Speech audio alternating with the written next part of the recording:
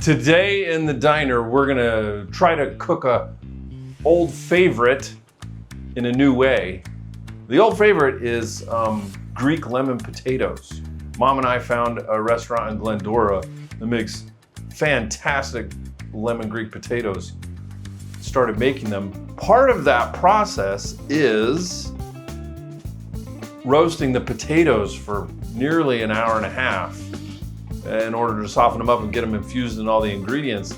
And in the summer, that's just a non-starter. There's no way I'm gonna have my oven on for an hour and a half in the middle of the summer. I found an Instapot recipe, so I'm gonna try that. Instead of an hour and a half roasting the potatoes, we're gonna put them in the Instapot for 5 minutes. 5 minutes. And then we're gonna broil them a little bit at the end to give them some color and crisp, but I would much rather do that than have my oven on in the middle of the summer for an hour and a half. Sounds good? Let's take a look at the ingredients. All right, the ingredients for this particular recipe are, of course, potatoes, of course, and lemons, of course. The stuff that you might not think about, it's the olive oil.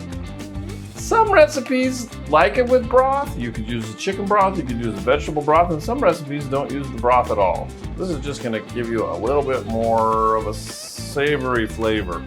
And then, of course, we have rainbow peppercorn. And leaf oregano is the kind of the main spice note that you're gonna get. And then also garlic. The recipes that I see are all over the place for garlic. Do this to taste. I like to use 4 or 5 cloves of garlic in anything that I make. Okay, the first thing we're gonna do is handle these potatoes. I got 4 of them. I think that's gonna be about right for the Instapot. And I'm gonna use my mandolin slicer. If you don't have one and you do a lot of work with vegetables, especially, you know, carrots, taters, celery, anything, get a mandolin slicer. They don't cost that much and they're real easy. Just don't chop your fingers off. That's what this giant thing's for. And you can either put your potatoes on like that to get small circular wedges, or you can put your potato on that to get big old heckin' chunks. Yeah, that's what I would call a cat, is a heckin' chunk. And I'm getting ready to call this tater a heckin' chunk. Sometimes I call my heckin' chunk a tater or a spud, who knows. Anyway, I have it set to waffle setting. If you don't like that, you can flip it over and make it the straight setting. But let's make some big waffle wedges. Oh yeah. Oh yeah. Oh yeah. Heck yeah. Zimmy zimmy. That's pretty good. Look at that. We got some nice waffle wedges. I'm gonna do that for the rest of these. All right, look at those taters. They're doing pretty good. I think you know what? I'm just gonna leave them like that.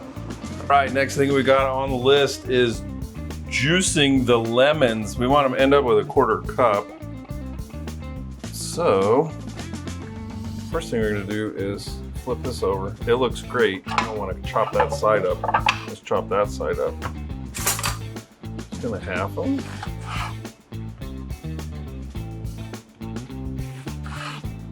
Let's start with 2 and see how much that gets us.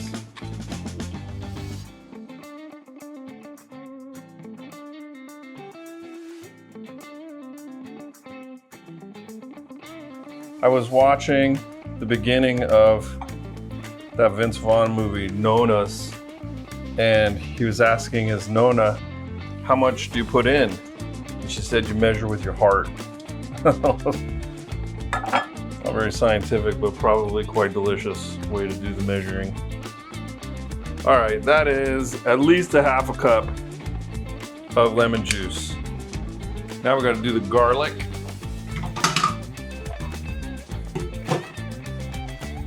That's my lemon juice, garlic.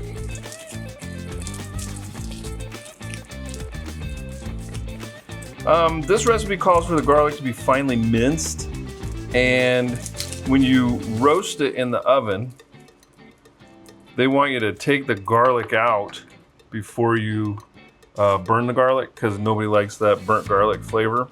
I don't think we're gonna have to worry about that in the Instant Pot, and we're only gonna broil it for a little bit.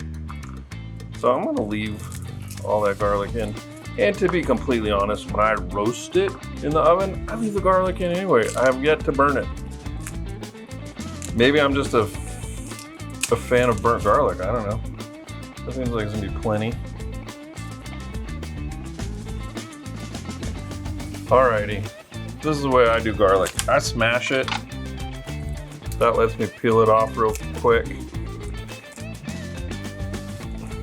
I'll get them all smashed and then I'll chop them up. This is not a good candidate for the mandolin slicer. The balalaika slicer, they're too small. I bet you they make a tiny little garlic mandolin slicer.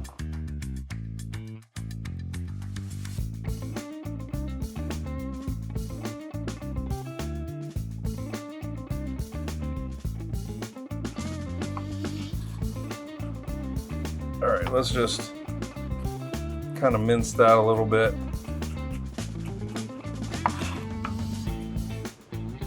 This might be the fanciest that I ever do, which is just roll that knife across its round edge.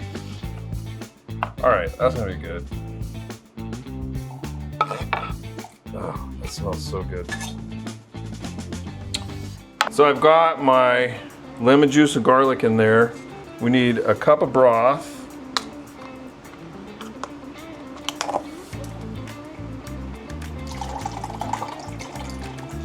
So that's gonna go up to a cup and a half.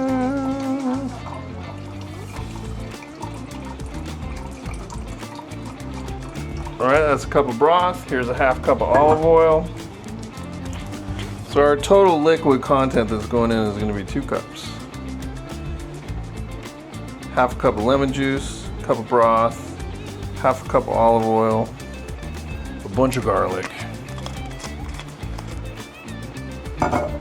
And then pepper to taste, which means as much as you can fit in there. I feel like this is a science experiment. I've got oil on top of lemon juice with pepper on top of it. Isn't that supposed to do something? I don't know. And then oregano is probably like a teaspoon or something. I'll guesstimate it. That is probably close to a tablespoon. I don't think you can have too much oregano in there. Do what you want to do, man. Do what you want to do. Alrighty, time to load up that Instapot. I'm gonna put in the taters first. All right, so 4 potatoes.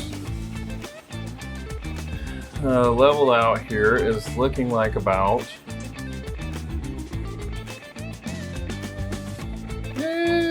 gets up to almost 5 cups. That's pretty good. Then after a quick mix,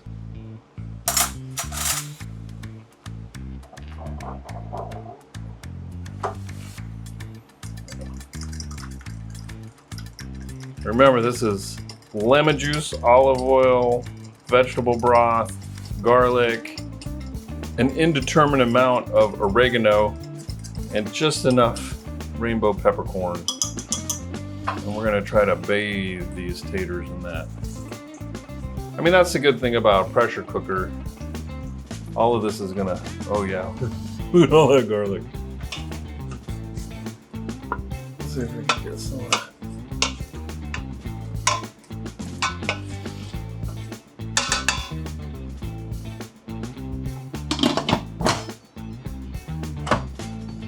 All right, that's locked up. Remember, when we're using the Instapot, we got to make sure that that's closed. That's going to close when the pressure builds. And we're going to come down here and put it on manual. It's on high pressure, and we want to go for 5 minutes. These taters are going to take us 5 minutes. That's all you got to do. As soon as it's ready, it'll turn on.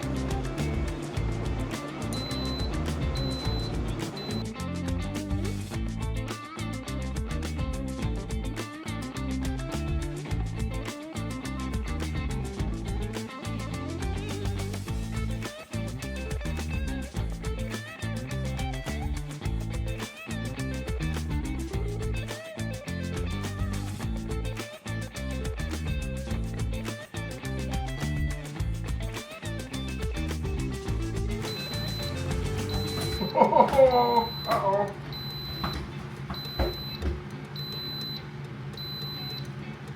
The Instapot has just gone off, so I'm gonna let it sit there to let some of the pressure release naturally. And when that hits 10 minutes, I'm gonna release the remaining pressure with the knob on the top.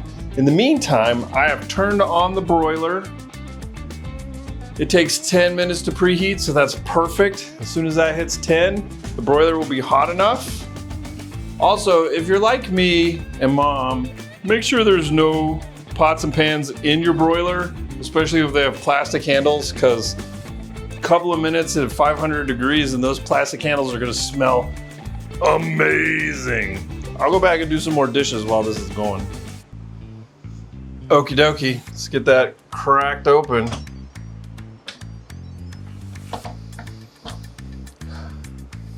Oh, that smells pretty good. I'm just gonna use a fork to check.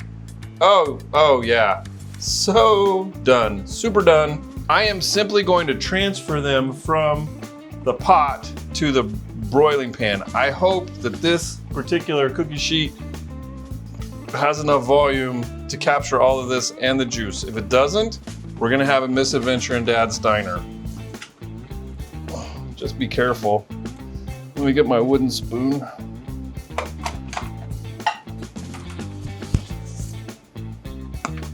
We'll just start kind of pushing them out. They're quite soft.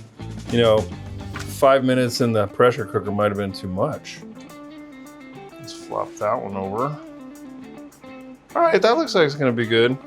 I don't think you need to broil this that much. Like I said, we're just gonna crisp it up and give them some color. I'm gonna put it in there and I'm gonna check it every minute to see how they come out. 8 minutes, and I think that's pretty good. So let's get them out of there.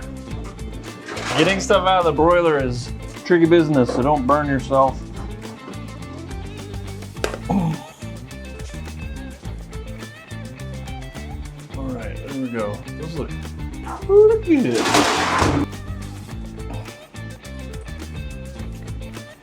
I suppose I could have got all the juice out and then broiled them.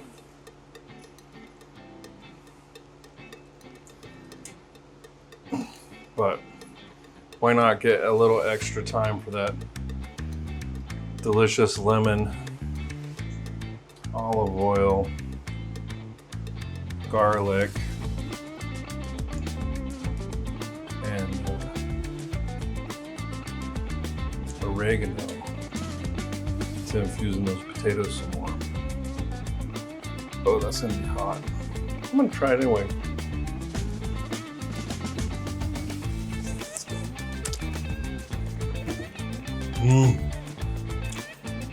That was really good. All right, there you go. Greek lemon potatoes in the Instapot.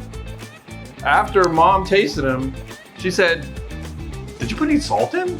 And I said, "No, I didn't put any salt in." Turns out you're supposed to put some salt in, but you can salt these to taste. I prefer, pretty good. No salt. So I'll let Mom throw some salt on there. I'm gonna eat it without salt. But if you want to, for like 2.5 pounds of potatoes, it should be about 2 teaspoons of salt. This is probably 4 or 5 potatoes. I'm just gonna continue eating them without salt. I don't want to yuck your yum. Just salt it if you want to. I don't know if there's gonna be any left for Mom.